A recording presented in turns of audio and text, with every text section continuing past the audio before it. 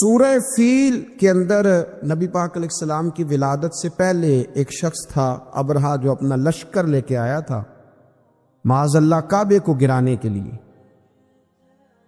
تو بڑے بڑے ہاتھی اس کے ساتھ تھے، تو اللہ تعالیٰ نے چھوٹے چھوٹے ابابیل بھیجے، ان کے منہوں میں کنکر تھے، انہوں نے وہ کنکر برسائے تو وہ ہاتھی مر گئے.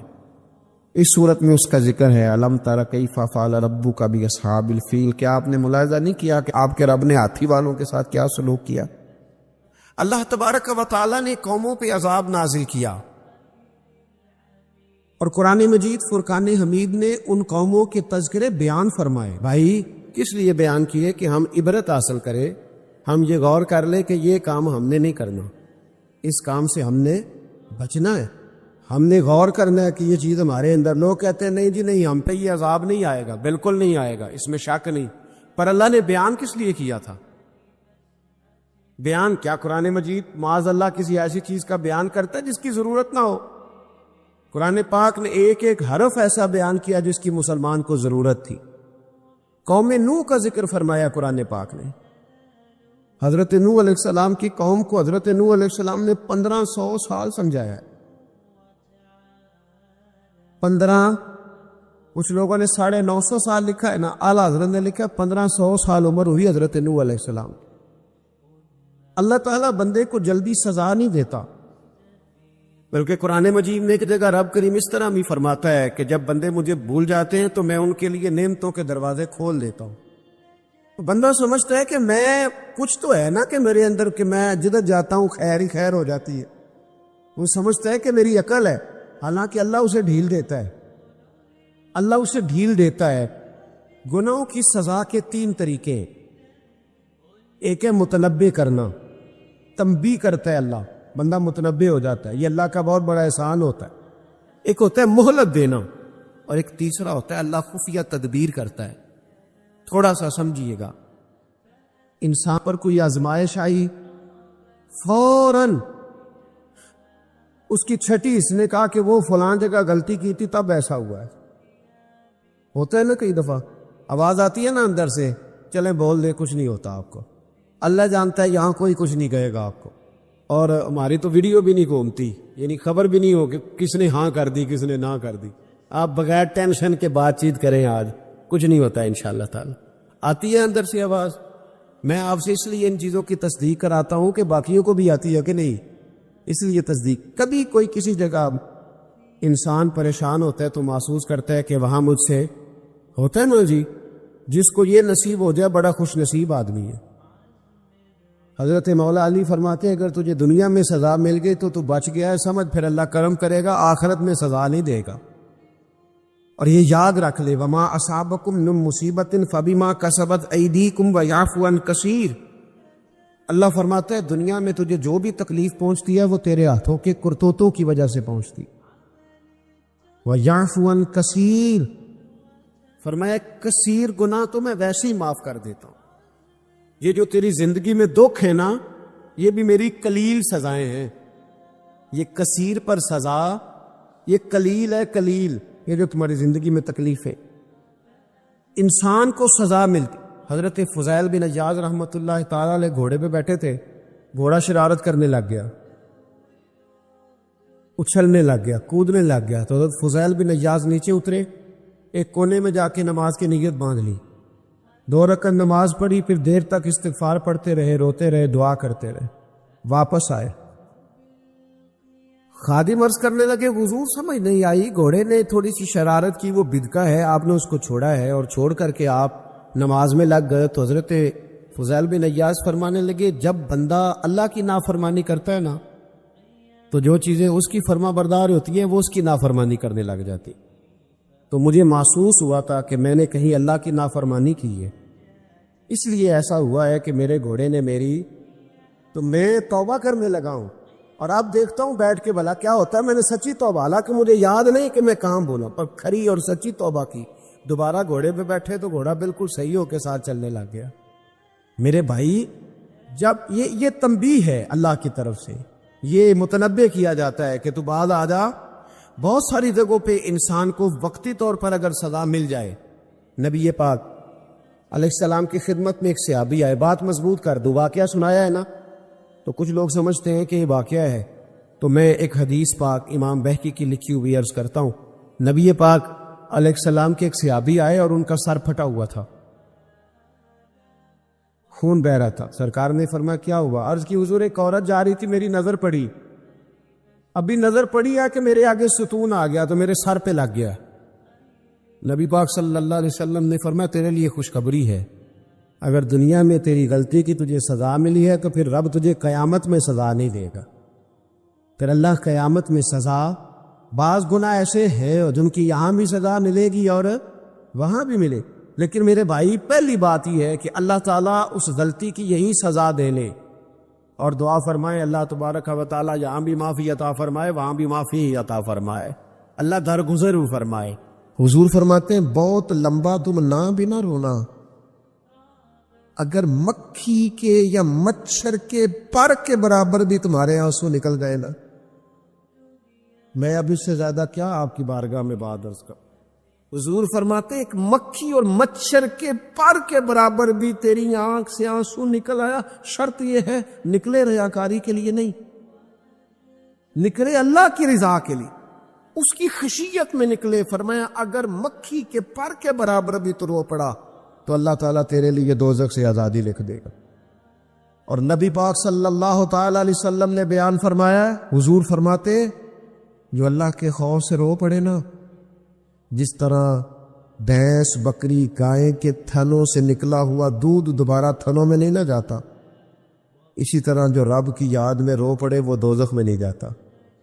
یہ مثال دیکھے کیسی دی حضور نے سمجھانے کی۔ اگر کبھی رونا آئے اس کے لیے تنہائی کا انتخاب کرے، مجمع میں نہیں۔ ایک بندے کو حضرت عمر نے مجمع میں روتا دیکھا تو فرمایا یہ کام تو اکیلے میں کرتا، تیرے لیے برکت والا ہوتا، تیرے آنسو نکلے، تیرے رخساروں پہ بہے۔ اور شیر خدا تو شیر ہے نا، حضرت مولا علی شیر خدا فرماتے اگر تیری آنکھوں سے کبھی آنسو نکلے نا اللہ کی یاد میں، حضور کی محبت میں، تو فرمایا ان آنسوؤں کو پوچھنا نا، ان کو چہرے سے صاف نہ کرنا، یہ تو آنسو اس قابل ہیں کہ تیرے رخساروں پہ رہیں، یہ تو روشنی ہے تیرے چہرے کی، ان کو پوچھنا نا۔ حضرت علی رضی اللہ تعالیٰ عنہ نصیحت کرتے ہیں انہیں رہنے دے، یہ آنسو بڑا قیمتی ہے، یہ نکلا تیری آنکھ سے ہے پر کسی کا ہو کے نکلا، نکلا تیری آنکھ سے ہے پر کسی کے لیے نکلا، نکلا تیری آنکھ سے ہے پر اس نے تجھے بتایا ہے کہ تیرے وجود میں، تیری دھڑکنوں میں، تیرے جذبات میں کسی اور کا بھی حصہ ہے۔ یہ رب رسول کی رضا کے لیے چھلکا ہے۔ ایک بھی رونے والا ہو تو باقیوں کا کام بھی سنو نا، حدیث ہے بہقی شریف ہے۔ حضرت حیثم بن مالک رضی اللہ تعالیٰ عنہ فرماتے ہیں نبی پاک علیہ السلام خطبہ دے رہے تھے، تقریر فرما رہے تھے، حضور کی باتیں دلوں کے میل کچیل اتارتی چلی جا رہی۔ فرماتے ایک شخص نبی پاک علیہ السلام کے سامنے بیٹھ کر حضور کی گفتگو سن رہے تھے، وہ رو پڑے، ساری گفتگو چھوڑ کے نبی پاک صلی اللہ تعالی علیہ وسلم کی توجہ اس شخص کی طرف ہو گئی۔ ہوا کیا ہے؟ وہ تقریر سنتے، بات سنتے بس رو پڑے۔ تو نبی پاک علیہ الصلوۃ والسلام فرمانے لگے آج اگر وہ سارے مومن بھی یہاں موجود ہوتے جن کے گناہ پہاڑوں کے برابر وزنی ہوتے تو اس ایک بندے کے رونے کی وجہ سے اللہ سب کی بخشش فرما دیتا۔ اور نبی پاک علیہ الصلوۃ والسلام فرمانے لگے یہ رویا ہے تو اس کے رونے پر فرشتے بھی روئے ہیں، اور فرشتے دعا کر رہے ہیں کہ اے اللہ یہ جو نہیں روتے نا ان کے حق میں ان کی سفارش قبول کر لے جو تیری بارگاہ میں روتے ہیں۔ توبہ رٹا لگانے کا نام تو نہیں نا، توبہ تو اللہ کو منانے کا نام ہے۔ ایک شخص اپنے گناہ چھوڑنے کا ارادہ ہی نہیں کر رہا اور وہ اپنی غلطی کو غلطی تسلیم ہی نہیں کر رہا، اور اپنی غلطیوں سے وہ پیچھے ہٹنے کو 2 قدم بھی تیار نہیں، تو توبہ کوئی رٹا لگانے کا نام تو نہیں۔ آپ توبہ طوطے کو رٹا دیں تو طوطا توبہ توبہ پکارتا رہے تو اس کو وہ چیز تو نہیں حاصل ہونے لگی۔ توبہ ایک بڑی خاص بات صوفیاء نے لکھی ہے، اگر آپ سمجھیں تو بڑا نفع دے گی۔ وہ کہتے ہیں جس طرح گھر چھوٹا بنانا ہو یا بڑا بنانا ہو، زمین تو درکار ہوتی ہے کہ نہیں؟ زمین ہوگی تو گھر بنے گا، چاہے وہ چھوٹی سی کٹیا بنے یا بہت بڑا محل بنے، زمین کا ہونا ضروری ہے۔ اسی طرح آپ نے نیک اعمال تھوڑے کرنے ہیں یا زیادہ کرنے ہیں، توبہ کا ہونا ضروری ہے۔ توبہ وہ زمین ہے جس کے اوپر آپ نیک اعمال تعمیر کریں گے۔ اگر توبہ نہیں ہے تو پھر کوئی بھی نیک عمل آپ کے پاس ہو ہی نہیں سکتا۔ آپ پچھلے گناہوں سے رجوع کریں اللہ کی طرف، آپ کہیں کہ میرے اندر یہ غلطی ہے، میں توبہ کرتا ہوں۔ ان العبد اذا اعترف، اعتراف جرم کریں، پھر اللہ کے حضور رجوع لائیں۔ ہمارا یہ حال ہے کہ ہم جتنی بھی توبہ کرتے ہیں، جس قدر بھی استغفار پڑھتے ہیں، اس کو ایک وظیفہ سمجھ کے پڑھ لیتے ہیں، بھئی یہ بھی اچھا ہے، برکت سے خالی نہیں۔ لیکن توبہ کا حقیقی مفہوم یہ ہے کہ انسان اپنا محاسبہ کرے، اپنی پچھلی ساری زندگی اپنی آنکھوں کے سامنے لائے۔ اگر وہ سمجھتا ہے کہ اس حال میں مر گیا تو میرے لیے مشکل ہوگا منہ دکھانا اللہ رسول، تو پھر وہ فوراً سے پہلے اپنے گناہوں سے رجوع کرے اور اللہ کے حضور توبہ کرے۔ یہ توبہ کا مفہوم ہے۔ میرے رسول پاک صلی اللہ تعالی علیہ وسلم نے اپنی امت کو اس طرف خاص رغبت حضور نے اپنی امت کی کرائی۔ رب بڑا مہربان ہے، بڑا ہی کریم ہے۔ وہ تو کسی بندے کی اونٹنی اگر کبھی گم ہو جائے صحرا میں، اور اس طرح گم ہو کہ پیسے بھی اونٹنی پہ ہو، کھانا بھی اونٹنی پہ ہو، کپڑے بھی اونٹنی پہ ہوں، علاقہ بھی صحرا کا ہو، اور اس نے کسی ٹہنی کے ساتھ باندھی ہو، پھر وہ سو جائے، سو کے اٹھے تو اونٹنی غائب ہو۔ اب وہ اتنا پریشان ہو کہ آگے پیچھے دائیں بائیں دیکھا تو پتہ چلا کہ اونٹنی تو غائب ہو گئی، نہ کھانا ہے، نہ پیسے ہیں، نہ کپڑے، نہ سواری ہے، علاقہ صحرا کا ہے، پیدل جا بھی نہیں سکتا۔ تو فرمایا جس طرح وہ بیٹھ کر موت کا انتظار کرنے لگتا ہے، اور وہ منتظر تھا کہ اب موت ہی آئے گی، اب کوئی اور سہارا نہیں، فرمایا اچانک اگر اونٹنی سامنے آ جائے تو اسے کتنی خوشی ہوگی؟ یا رسول اللہ اسے تو بڑی خوشی ہوگی۔ فرمایا جب رب کا بندہ توبہ کرتا ہے تو اللہ کو اس سے بھی بڑھ کر خوشی ہوتی ہے کہ بندہ توبہ کر گیا، اپنے گھر واپس آ گیا ہے، اس نے بات مان لی۔ ہمارا اصل مسئلہ احساس کا ہے، توبہ کا نہیں۔ جب تک اپنی غلطیوں کا بندہ محاسبہ نہیں کرتا، جب تک احساس پیدا نہیں کرتا، وہ محسوس نہیں کرتا کہ میں غلط ہوں، مجھے ٹھیک ہونا چاہیے، تب تک توبہ کا ہے۔ آپ دیکھیں نا صحابہ کرام کا مزاج کیا، چھوٹی چھوٹی چیزیں ہیں لیکن وہ دوڑ کے آتے ہیں، کہتے ہیں یا رسول اللہ غلطی ہو گئی، اور اپنے آپ کو پیش کرتے ہیں۔ ایک خاتون نے آ کے پیش نہیں کیا کہ یا رسول اللہ میرے پیٹ میں ناجائز بچہ ہے، مجھے پاک کر دیں، کوئی پکڑ کے نہیں لایا، کسی نے آ کے اسے گرفتار نہیں کیا، مقدمہ نہیں کرایا، پرچہ نہیں درج کرایا، 14 دن کے ریمانڈ کے بعد نہیں مانی، خود آئی اور آ کے کہا حضور میرے سے غلطی ہو گئی ہے، مجھے معاف کر دیں۔ تو رسول پاک صلی اللہ تعالی علیہ وسلم نے بچے کی ولادت کے بعد اسے دوبارہ بلایا، کہا بعد میں آنا، وہ آئی، اسے سنسار کیا گیا۔ تو جب کسی شخص نے کہا نا کہ یہ تو بڑی نفس کے ہاتھوں گرفتار عورت تھی اور کتنا بڑا جرم کیا، تو پھر حضور نے پتہ کیا فرمایا؟ فرمایا چپ کر جاؤ، تم نے گناہ دیکھا ہے، تم نے اس کا احساس نہیں دیکھا۔ جب تک احساس گناہ اور احساس زیاں پیدا نہیں ہوتا، اس کی وجہ یہ ہے، امام غزالی رحمۃ اللہ علیہ فرماتے ہیں جو مومن ہوتا ہے نا، مومن وہ دھاگے کے برابر گناہ کرے تو وہ محسوس کرتا ہے کہ پہاڑ کے برابر گناہ ہے میرے اوپر، اور جو منافق ہوتا ہے نا وہ پہاڑ کے برابر گناہ کر کے کہتا ہے یہ تو دھاگے کے برابر ہے، محسوس ہی نہیں کرتا کہ میں نے اتنے جرم کیے ہیں۔ وہ تسلیم کرنے کو تیار نہیں ہوتا، جب تک تسلیم نہیں کرتا تب تک توبہ کا کوئی معنی سمجھ میں نہیں آتا۔ اور توبہ کریں تو پھر توبہ نہ، اور بھائی جس نے ماننا ہوتا ہے وہ تو اشارے سے بھی مان جاتا ہے، اور جنہوں نے نہیں ماننا نا، میں کئی دفعہ کہتا ہوں یہ میرا جو دور ہے یہ سیانے لوگوں کا دور ہے، سمجھدار زیادہ ہیں، اور سمجھدار بھی اس طرح کے سمجھدار نہیں جس طرح کا معاملہ فہم سمجھدار ہوتا ہے۔ سمجھدار چالاک قسم کے، اپنے حق میں سمجھدار اور اپنے ذہن کے مطابق فیصلہ کرنے والے لوگ۔ پھر ہم بہت ساری جگہوں پہ ٹامک ٹونیاں کھاتے ہیں، جس نے ماننا ہے اس نے اشارے سے بھی مان جانا ہے، اور جس نے نہیں ماننا اس نے کہنا مجھے 24 سال ہو گئے فلانی جگہ جمعہ پڑھتے اور میں ماننے کو تیار نہیں ہوا۔ نہیں نہ ماننا تو مجھے 20 سال ہو گئے فلانی جگہ جاتے آتے، بس نہیں ماننا تو پھر مزاج نہیں ہوتا۔ جس نے ماننا ہے، حضرت فضیل بن عیاض رحمۃ اللہ علیہ ڈاکو تھے، اور نرے ڈاکو نہیں تھے، ڈاکوؤں کے سردار تھے۔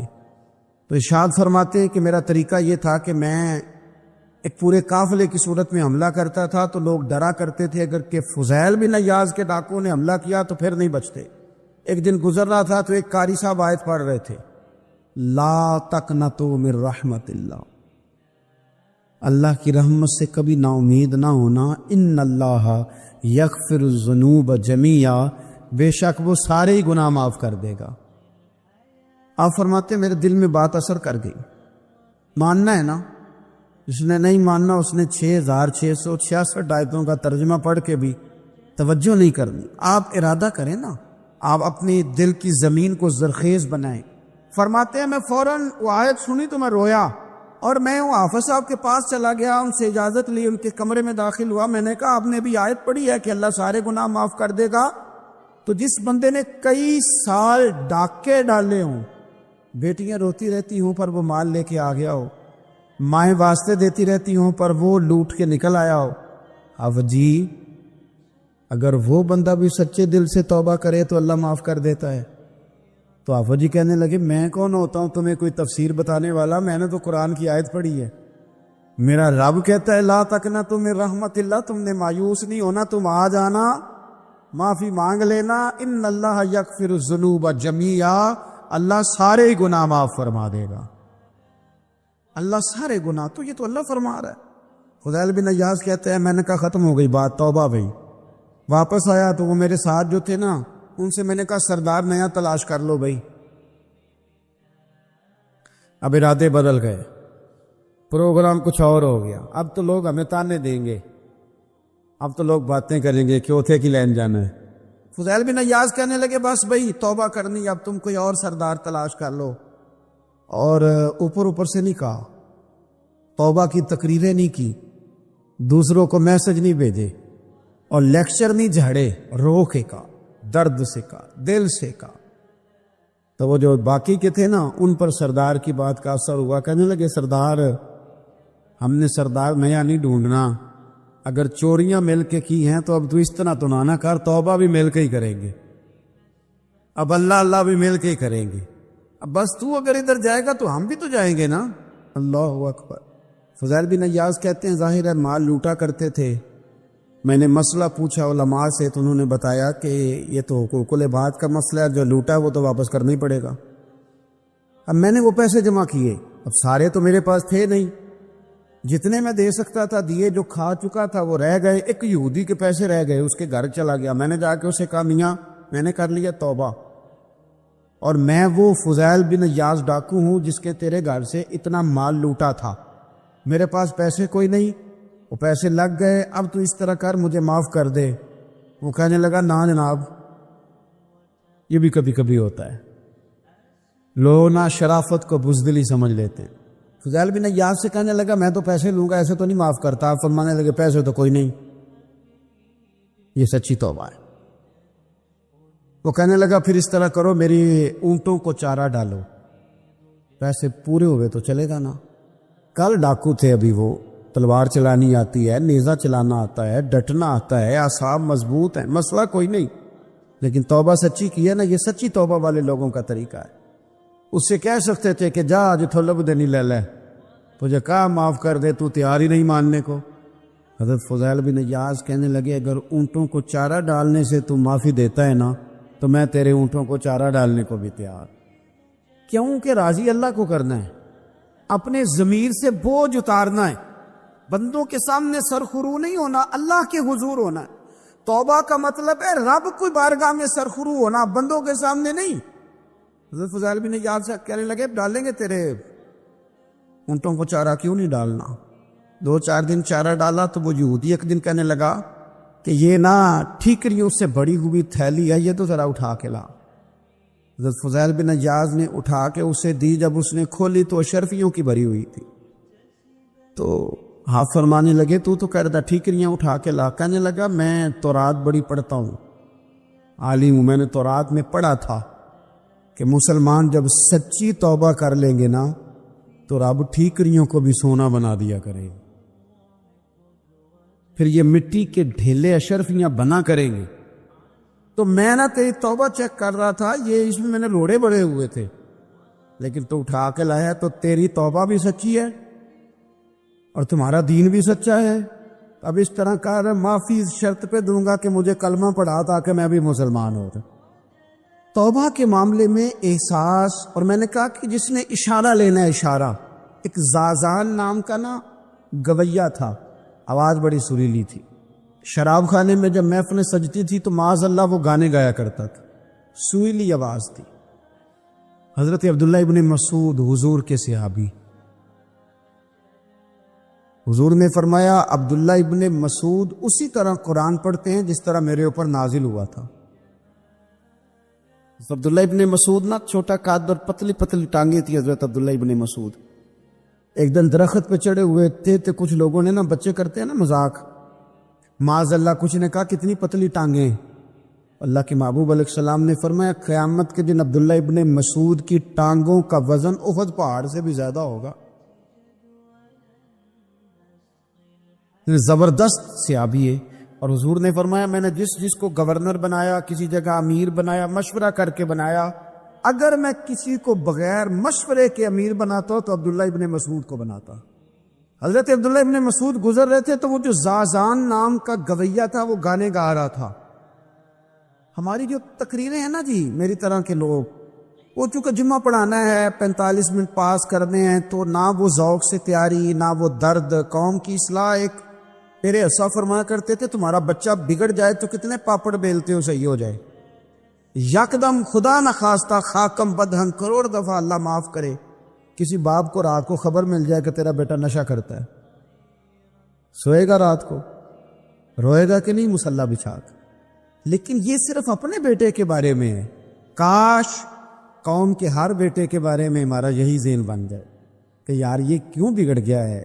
اور اس درد سے جب ہم اصلاح کریں گے، تقریر کریں گے، پھر آپ محسوس کریں گے کہ اللہ اس میں اثر بھی پیدا کرے اور اس میں تاثیر آتی. حضرت عبداللہ ابن مسعود گزرے تو اب درد تھا نا دل کے اندر، اور اگر کسی نے توبہ کرنی آتے تو جملے سے بھی کر لینی. اب گزرے، سریلی آواز کانوں میں آئی، کھڑے ہو کے کہنے لگے کون ہے؟ کہ جناب زازان نام کا گویا ہے. مصطفیٰ کریم کے شانوں والے غلام کی زبان سے لفظ نکلے، کتنی سونی آواز ہے، کاش یہ قرآن پاک کی تلاوت کرتا.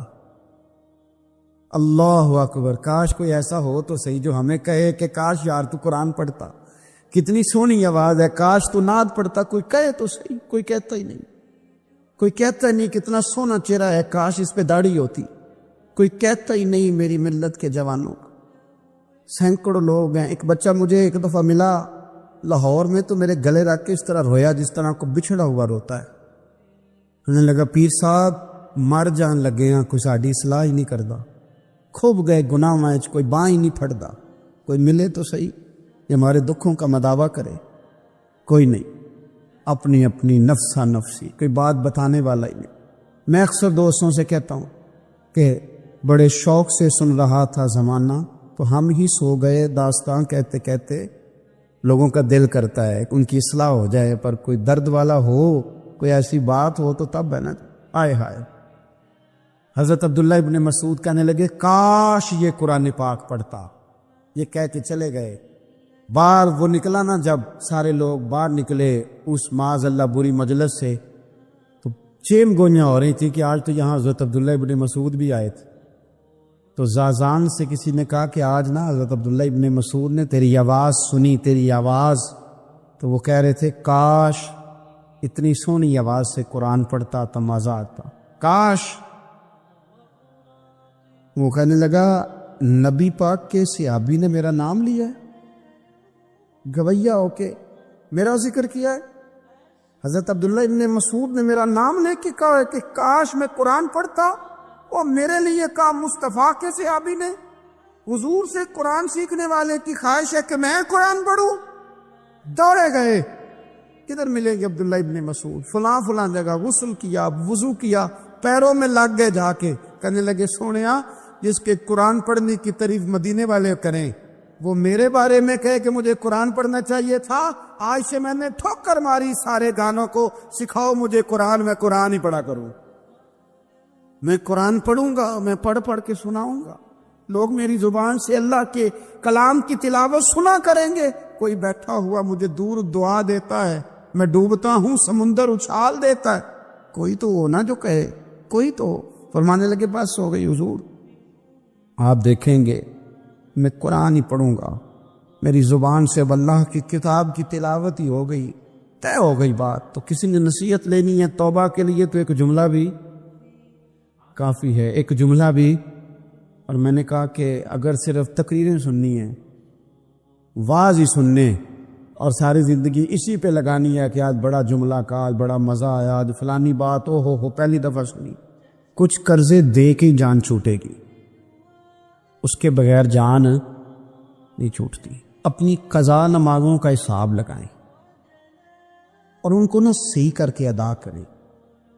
ایک مسئلے میں بڑی دیر سے دوستوں کو اشارے کنایاتاً باتیں کہہ رہا ہوں، پھر کہتا ہوں، میں نے شب برات کو تفصیل سے یہ بات کی تھی، پھر کرتا ہوں، اپنے معاملات کو صاف کریں، لینے دینے کے مسائل میں اپنے آپ کو ایک میں منت کے ساتھ بات کرنے لگا ہوں اپنے دوستوں سے، خدا را کبھی بھی بڑے سے بڑا کام کرنا یا چھوٹے سے چھوٹا کرنا، اس میں سود کا کوئی نقطہ نہ آنے دینا، آپ کا دل سخت کر دے گا، آپ کے آنسو لے جائے گا، کچھ نہیں بچے گا۔ اس طرح پیشاب کا ایک قطرہ کئی من دودھ کو تباہ کر دیتا ہے، یہ سود آپ کے اصل مال خدا را، یہ میری منت ہے، میری گزارش ہے۔ میں ان دوستوں کو جانتا ہوں، مجھے لگتا تھا کہ یہ ولایت کا رستہ طے کریں گی، لیکن چلے کچھ جگہ مجبوریاں ہوتی ہیں، کچھ معاملات ہوتے ہیں، لیکن کوئی ایک آدھ نقطہ ایسا آتا ہے بیچ میں، وہ لے جاتا ہے ساری چیزیں۔ نبی پاک علیہ الصلوۃ والسلام نے فرمایا بندہ بڑا سفر کر کے آتا ہے، بکھرے بال، بری حالت، رو کے دعائیں مانگتا ہے، یا اللہ یا اللہ یا اللہ کہتا ہے، اور اللہ اس کی دعا قبول نہیں کرتا۔ سونیا آپ کہہ رہے ہیں رحمت للعالمین ہو کے کہ رب قبول نہیں کرتا؟ حضور نے فرمایا اس نے پہنا بھی حرام پیسوں کا، کھایا بھی حرام پیسوں کا، پیا بھی حرام پیسوں کا، اتنی مرضی مانگے پھر مالک اس کی دعاؤں کو مستجاب۔ ہمارا ایک تو ہے اپنا عمل، ایک ہے توبہ، ایک بات کی اعمال۔ ہم نے ایک آخری بات یہ آپ سے کرنی ہے کہ ہمارے ذمے جس طرح ہمارے بچوں کی ڈیوٹی ہے نا، بیوی کا نان نفقہ خامد کے ذمے ہوتا ہے، ماں باپ بوڑھے ہوں تو ان کی ڈیوٹی اولاد کے ذمے، اسی طرح ہم قیامت تک نبی کوئی نہیں آئے گا، دین کی جو ڈیوٹی ہے وہ نبی پاک کی امت نے ادا کر دی۔ اور اللہ کیا فرماتے ہیں قرآن مجید کی سورہ محمد صلی اللہ تعالی علیہ وسلم، اللہ فرماتے ہیں یا ایھا الذین آمنوا ان تنصروا اللہ ینصرکم، اے ایمان والو اگر تم اللہ کے دین کی مدد کرو گے تو اللہ تمہاری مدد کرے گا، وَيُثَبِّتْ أَقْدَامَكُمْ، اور اللہ تمہارے قدموں کو جما دے گا، یعنی تمہیں مضبوط کر دے گا، تم مضبوط سے مضبوط ہوتے جاؤ گے۔ شرط کیا ہے؟ ان تنصر اللہ، اگر تم اللہ کے دین کی مدد کرو۔ اپنے مزاجوں میں نا اللہ کی دین کی مدد کا ذوق پیدا کریں۔ وَالَّذِي أَرْسَلَ رَسُولَهُ بِالْهُدَىٰ وَدِينِ الْحَقِّ لِيُظْهِرَهُ عَلَى الدِّينِ كُلِّهِ، میں پوری دنیا کے مسلمان حکمرانوں کو یہ بتانا چاہتا ہوں کہ یہ جو میرے نبی پاک کا دین ہے نا، یہ دبنے نہیں آیا، یہ غالب ہونے کے لیے آیا۔ اور اسلام کی فطرت میں قدرت نے لچک دی ہے، اتنا ہی یہ ابھرے گا جتنا کہ دبا دو گے۔ کیا سمجھتے ہیں اسرائیل کے گنڈے کہ وہ مسجد اقصیٰ میں نمازیوں کو تنگ کر کے تو وہ کہیں گے کہ ہمیں پوچھنے والا کوئی نہیں؟ اسلام کی فطرت میں قدرت نے لچک دی ہے، اتنا ہی یہ ابھرے گا جتنا کہ دبا دو گے۔ بانجھ نہ سمجھا جائے اس امت کو، بس یہ جو مسلمان حکمران ہیں یہ اتنی بات سمجھ لیں کہ تم جب ان یہودیوں سے، کافروں سے معاہدے کرتے ہو تو تمہیں تو کچھ خیال نہیں آتا، تم تو صرف دنیا داری دیکھ کے چلتے ہو۔ کاش بال بچہ دیکھتے ہوئے، مال دیکھتے ہوئے، ملک اور زمین دیکھتے ہوئے تم ایک دفعہ اللہ کا دین بھی دیکھو۔ یہ تمہاری ذمہ داری ہے، یہ نبی پاک نے ڈیوٹی لگائی ہے۔ اپنا اپنا کردار ہمیشہ دین کے لیے پیش کریں، اپنا اپنا کردار، وہ ضروری نہیں کہ چندے کی صورت میں ہی ہو۔ آپ کسی بے نمازی کو نماز کا مشورہ دیں، آپ نے دین کی خدمت کی۔ آپ نے ماں باپ کے نافرمان کو فرما برداری کا مشورہ دیا تو آپ نے دین کی خدمت کی۔ اگر آپ نے کسی بندے کو کہا یار تیرا قرآن پاک ٹھیک نہیں، چل قاری صاحب کے پاس، تیرا تلفظ ٹھیک ہونا چاہیے، کو آدھا گھنٹہ نکال کے سیکھ لے، یہ لفظ کہنے سے ہی آپ نے دین کی خدمت کی۔ میرے نبی پاک صلی اللہ تعالی علیہ وسلم نے فرمایا ایک جملہ بول کے جو دین کی دعوت دے گا، ایک ایک جملے پہ اللہ 1,000 سال کی عبادت کا ثواب دے گا۔